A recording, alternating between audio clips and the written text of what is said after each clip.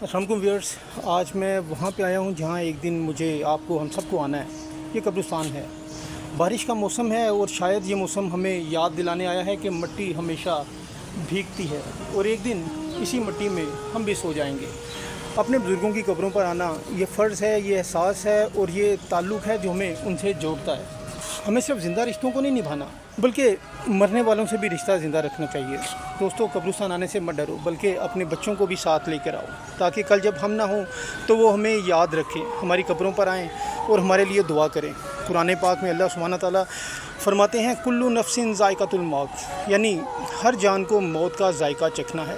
और हमारे प्यारे नबी आका सल्लल्लाहु अलैहि वसल्लम ने फरमाया कि कब्रिस्तान में जाया करो क्योंकि ये तुम्हें आखिरत की याद दिलाता है। लेकिन हर बार कब्रिस्तान में जब भी मैं जाता हूँ तो मेरा दिल कांप जाता है। किसी की कब्र बहुत ऊंची नज़र आती है, संगे मरमर से बनी हुई, या देख भी रहे होंगे किसी की नहायत शानदार और किसी की एक सादा सी तख्ती लगी हुई।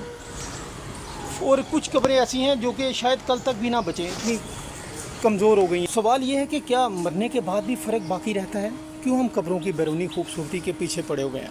यह हमें फ़िक्र है उस सुकून की जो इस कब्र के अंदर होना चाहिए। ये सोचने की बात है। यहाँ एक और मंज़र बड़ा दर्दनाक और तकलीफ़ देह है, वो ये कि अक्सर कब्रों की तख्तियों पर कुरान पाक की मुक़द्दस आयात लिखी हुई हैं, लेकिन उनके ऊपर से लोग गुज़र जाते हैं दूसरी कब्रों तक पहुँचने के लिए। ये बेहुरमती नहीं तो और क्या है? क्या हम कोई तरतीब नहीं बना सकते?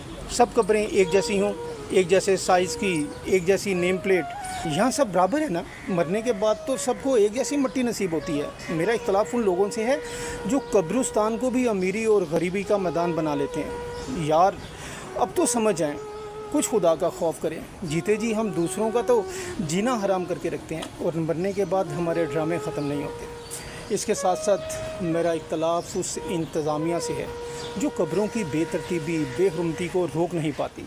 मेरा इख्तलाफ उन मुआशरती रवैयों से है जो हमें दिखाते हैं कि दुनिया के बाद भी हम बराबर नहीं।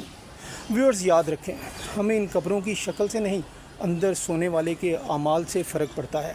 हमें चाहिए कि हम आज ही अपने अमाल ऐसे कर लें कि कल हमारी कब्र कच्ची हो या पक्की, मट्टी की हो या संगे मरमर की, हमें कोई फ़र्क ना पड़े और हमारे बाद वालों को भी पूरा यकीन हो कि इस कब्र में जो शख्स लेटा है वो अपने नेक अमाल की वजह से आराम में है, ऐश में है और आखिरत में कामयाब हो चुका है।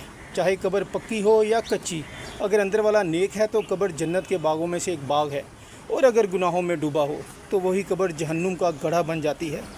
ये तो मेरा इख्तलाफ था, लेकिन आपका इख्तलाफ कहाँ है?